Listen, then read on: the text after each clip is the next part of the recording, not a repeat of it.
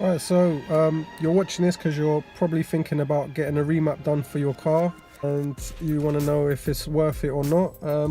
I've had my car remapped now for about 2 years. I've done a review and I'll put up the link for it now of when I initially had it done and my thoughts on it. But yeah, no blah blah blahs into it. So yeah, for me it was worth it. I paid £400. I know some people might say that's a bit expensive and that, but with that I got a tailor-made retune or whatever for my car at AMD Essex, and I got the rolling road and I got the printout and all that kind of stuff. So it was, I think, yeah, it was worth it. I haven't had any problems as such with the car. Maybe about a year ago or so, I had the DPF pressure sensor giving me some problems, so I only spent £40 on the part and I changed the part myself, and that was it. I didn't have no more problems ever since. The car runs okay, it still runs nice. I don't feel any loss of power or anything else giving me any problems. Still sort of noticed the remap, it still feels okay when you get into the power bands and all that kind of stuff, and it gives you the little kickback into your seat. When you get a remap done, you only really notice it at the beginning. That's when you're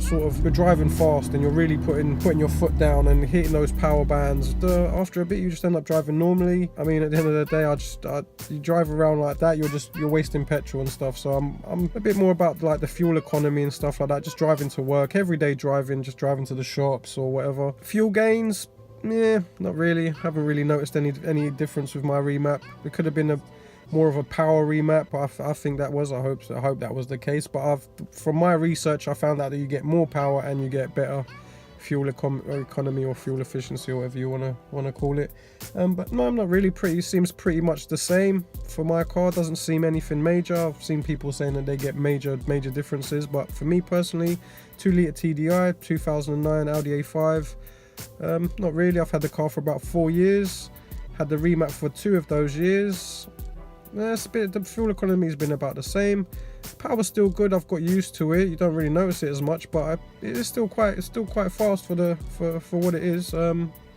It's okay. So yeah, if you're thinking of having it done, I would say do it with the intention of having your car for a little while, like a couple of years at least, so you get your money's worth out of it. I paid £400. You can get it cheaper, but what I would say with that is, if you're going to one of them guys who's just going to plug something in and just throw any remap file onto your car, you have to be a little bit wary, because you don't know where that remap files come from. You're just giving your car to a guy and he's plugging in a computer and he's telling you, yeah, this is the remap. You don't know.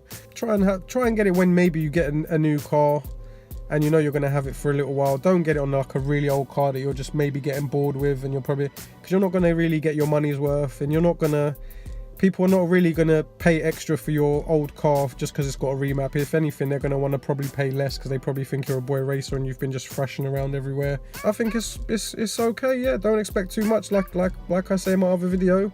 Well, anyway, hope that helped.